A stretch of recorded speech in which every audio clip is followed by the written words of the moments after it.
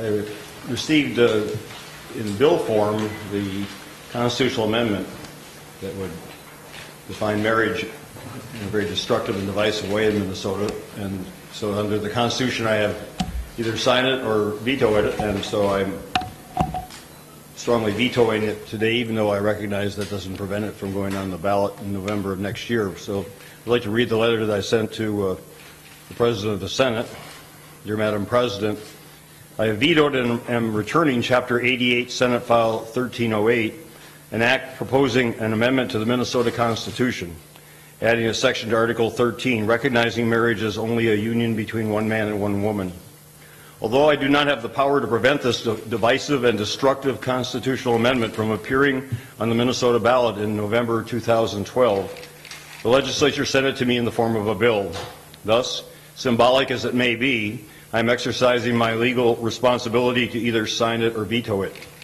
Without question, I am vetoing it, and I urge Minnesotans to reject this mean-spirited, divisive, un-Minnesotan, and un-American amendment. One of the founding principles of our country, embodied in the First Amendment of the United States Constitution, is the separation of church and state. Therefore, the religious definition of marriage should be the province of each established religion without interference from government. However, the civil or legal realm of marriage is the province of government, and it must conform to the protections and guarantees afforded every American citizen under our Constitution. The 14th Amendment of the Constitution says, quote, no state shall make or enforce any law which shall abridge the privileges or immunities of citizens of the United States, nor deny to any person within its jurisdiction the equal protection of the laws. In other words, all American citizens are entitled to equal rights and protections under the law. That would clearly include the right of a citizen to marry legally the person he or she loves. The path of social progress in this country has been to expand our founding principles to everyone. Even before the writing of the Constitution, even before their freedom was won, this country's founders established the core principle of our democracy. We hold these truths to be self-evident, that all men and women are created equal, that they are endowed by their Creator with certain unalienable rights, that among these are life, liberty, and the pursuit of happiness, that to secure these rights, governments are instituted. The authors and signers of the Declaration of Independence thus intended that governments be formed to secure every citizen's rights, not to selectively deny them or take them away. Of course, they overlooked women, African Americans, and others in their application of those equal rights. The path of social progress in this country has been to include everyone fully and equally. This path of social progress, of human compassion and understanding, would be tragically reversed by this amendment. Minnesota is better than this. Minnesotans are better than this. I urge Minnesotans to reject this amendment. Sincerely, Mark Dayton. Thank you. I just found out about the press conference, and I just wanted to come in and to add my support to the governor's veto message. And I think that it is a travesty that the only significant piece of legislation to come out of this session is this terribly divisive piece of legislation. And I add my voice in encouraging Minnesotans to reject the marriage amendment when it comes before them in 2012.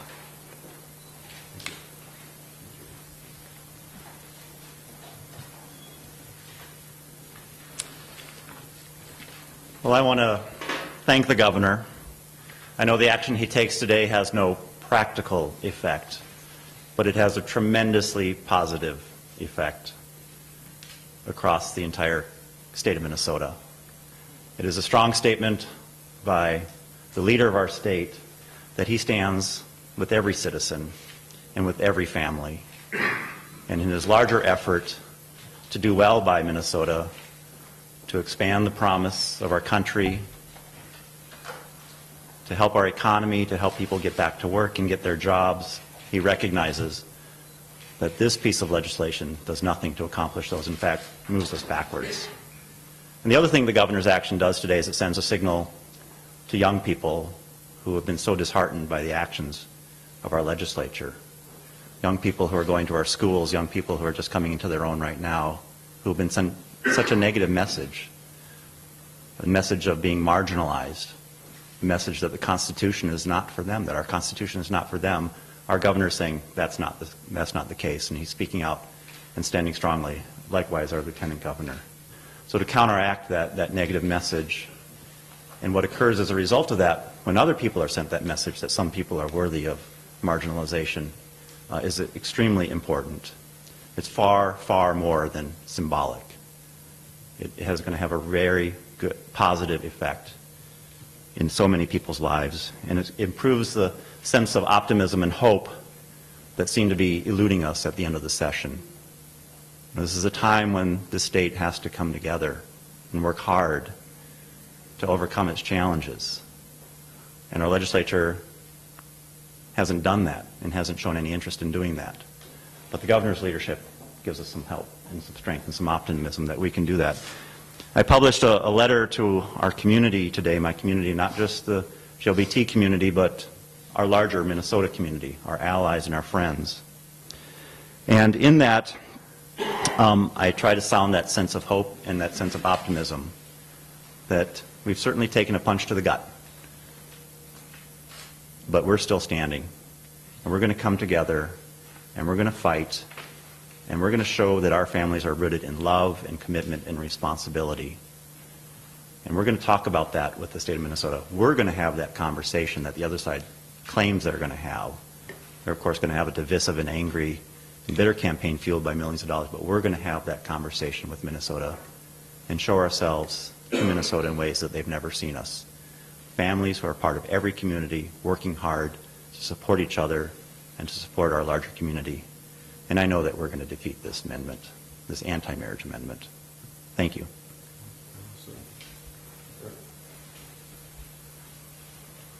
Thank you. I just want to echo the words that have already been stated, and first of all, to thank our governor and lieutenant governor for this really important leadership. I really, really appreciate it. It was heartbreaking to have the bill pass in the House of Representatives a few days ago. Just heartbreaking. Since then, people have already rallied and gone forward with the message that Senator Dibble said, which is that we are going to go out and we're going to love this thing to death. We need to show the state, all of us together, that we are a state that values all of our families. And we're going to do it by showing the kind of love that's so deep in our community and deep in our families. And we know that it's not going to be easy because the other side has put out documents already that really talk about igniting a cultural war. And, you know, we're just not about that. We're going to counter that, again, with the kind of fullness of who we are, hardworking Minnesotans who really deserve our full rights.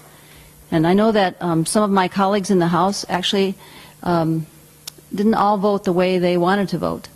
And I think the people of Minnesota will probably vindicate that spirit and that consciousness of equal justice for all in this campaign that will be coming up. And we'll be working very hard, and we invite all of us to join together. There already is a campaign that's being put together. It's called Minnesotans United for All Families, and I encourage folks to go to that website and figure out how to join this very important struggle. Thank you. Questions? Governor, how actively do you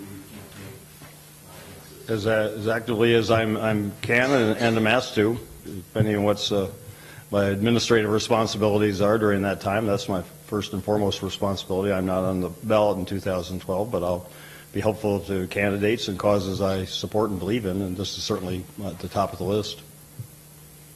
Governor, would you clarify for me what exactly it is that's vetoed? I know that sometimes when constitutional amendments come, there is an enabling language, but what exactly is the veto? Well, what I'm told by the legal experts is that since this came to me as a bill, and I don't know why it came as a bill, that's something to ask the legislative body, then I have, under the Constitution, a responsibility either to sign it or veto it. And so I exercise the veto while recognizing it's an anomaly, and I can't tell you the legal kind of contradiction that I'm vetoing it, but it still goes on the ballot, but that's the way I'm told it works. And in this case, you have previously predicted that this will fail. I believe it will. I believe Minnesotans are better than this and will recognize that, as Senator Dibble and Representative Clark said so well, and the Lieutenant Governor also, this is about people who want to be families. People who want to share the American dream of life, liberty, and the pursuit of happiness in the way that their Creator created them. And I just think Minnesotans, will have the compassion and the understanding and the willingness to accept differences, which is at the heart of a democracy. Some say that this is the signature accomplishment of the 2011 legislature. Do you agree? Well, it's a terrible signature, but it's probably the only accomplishment. And it speaks to the absence of any other meaningful accomplishments. Governor, during debate in the House and the Senate, Republicans remained largely silent, though, of course, they put forth this measure. Why do you think they remained largely silent, and were they perhaps told to do so by Central Command? I don't know the answer to that. I can't speak to that. Given that it came to you as a bill, would you expect any lawsuits, or would any of the advocates expect any lawsuits to try to stop it? I don't know the answer to that either. Is there lawsuits planned to stop it? Not at this point. I don't think. Anyway, I'm not a lawyer. Do you think that's possible? You've got legal counsel. I have not been told that it's possible. I've been told that it meets the constitutional requirement to go on the ballot in November of next year. And again, I can't speak to the anomaly of why it was submitted to me as a bill, but it was. So, and I think you have the transmittal letter to confirm that. So, I'm doing what both my responsibility to do and also my opportunity to do, which is to speak out strongly against it. Now, you're going to be governor after this ballot question has come and gone from the November 12 ballot. Are you concerned about the state's ability to come together after this campaign, and what kind of thinking do you have about how to facilitate that? Well, I'm still focused on trying to come together over the next 37 days. We have this divide. I mean, if the other side, I'll go back to what I've said about the trying to reach a common ground during the session. It takes both sides willingness to come together, and if the other side on this matter wants to engage a cultural war, if that's their intent, I mean, it's going to be very, very difficult to. But I think if the majority of Minnesotans speak as they do strongly, that they oppose this, that's a strong statement that Minnesota still stands in the forefront of social progress in this country, and I'm optimistic that the overwhelming majority of Minnesotans will do so. You said you're looking for a compromise. You said that you're trying to find common ground, but you've accused Republicans of a cultural war and of being extreme right-wingers. How do your desire for compromise belie those words? Well, I didn't accuse the Republicans of a cultural war. Senator Dibble referred to it, and he didn't mention Republicans. He mentioned people who were opposing or supporting this amendment. But I did not, and I want to make it very clear, I'm not accusing Republicans or Republican legislators of that. And I, made very clear yesterday that I support continued communications with legislative leaders, and that I've developed a personal respect and high regard for the Republican legislative leaders, the Speaker, the Majority Leader in the Senate, their assistants, and after hours, probably 20 hours or so of meeting with the conference committee chairs and other top legislators on the various budget bills, I have high respect for them and their knowledge of the bills and their knowledge of the areas they're responsible for. And unfortunately, and again, this is my belief, my perception, they're encumbered by a more radical, extreme right-wing caucus within their caucus on both the House and the Senate side. That's my view of it, and that's why I don't see people who have been in the legislature long enough to know that compromise is the essential ingredient to bring a successful resolution to the session was absent from their stance over the last few weeks. Are there any meetings scheduled now with lawmakers on the budget? We'll be I'll be meeting with the Speaker and the Majority Leader either at the end of this week or early next week. We haven't finalized that. Pardon me, Governor. What about shutdown preparations? You met with MMB folks yesterday. What's the latest on that today? Well, we have a cabinet meeting right after this. We'll be talking with our commissioners for the first time about this subject, or I will be. And, I don't have anything to report on it now. I mean, we're at the very, very beginning stage of it, and we have 37 days until July 1st. So obviously, we'll have a lot of work to do between now and then, but I don't have any details to report on it. We're just at the point now of kind of collecting information from agencies, starting to make the process of determining what's essential and what's not and the like. And without knowing details, is it possible to predict what Minnesotans will see and feel if there is a shutdown? I'd rather wait, and I will describe that because I think people need to know this in advance, and hopefully that will alert people to the imperative that we reach an agreement before a shutdown. But I will be describing that, but I'm not prepared to do that today. What are you telling your commissioners? Well, we have to be prepared for a possible shutdown on July 1st, and we have to follow the law, and we'll be getting our direction from council and from the Attorney General, and ultimately, as I understand it, from a judge or a court-appointed magistrate, and we'll follow that, and we'll do what we have to do, and it's going to be very hard and very extremely unfortunate for the people affected by it, and directly and for all of Minnesota. And the government, despite some opinions to the contrary, makes an essential difference in so many people's lives for the better. And it's given the stalemate, are you going to be telling them to prepare for a long closure? I don't know how to predict that.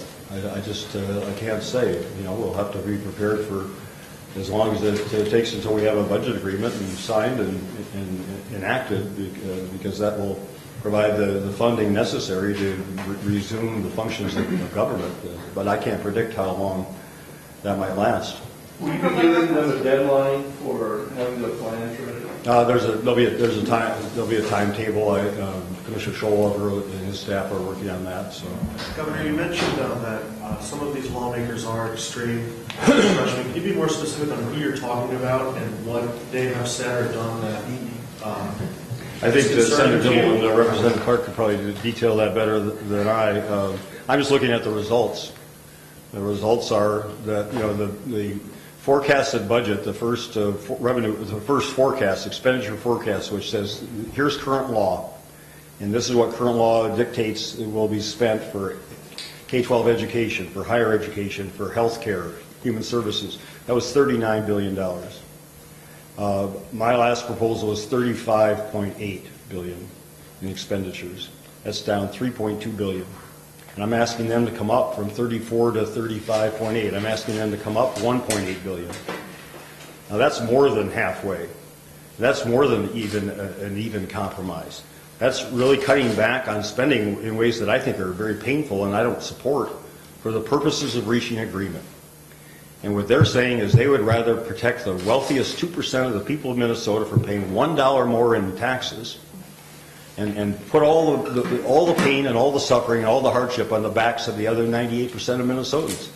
I mean, I can't fathom what's really involved in that. I mean, they go around saying I'm going to raise taxes. It's not true, and they know it. My proposal is so clear. I'm only going to raise income or property taxes on the wealthiest 2%. Their budget would raise property taxes on all Minnesota businesses and property owners and renters. They're the ones that got an overall tax increase. But they go around the state and say something that they know is untrue. I'm going to raise taxes, as in everybody's taxes. It's simply not true. So, again, I'm perplexed because I don't know what more I can offer. I've been more than reasonable, more than balanced. The public supports overwhelmingly my approach, balanced, fair, reasonable, and they just are unyielding. So I don't know. It's very, very, very difficult. Should we expect more vetoes today? I think abortion and voter ID are due today. The two abortion bills I'll be vetoing later today.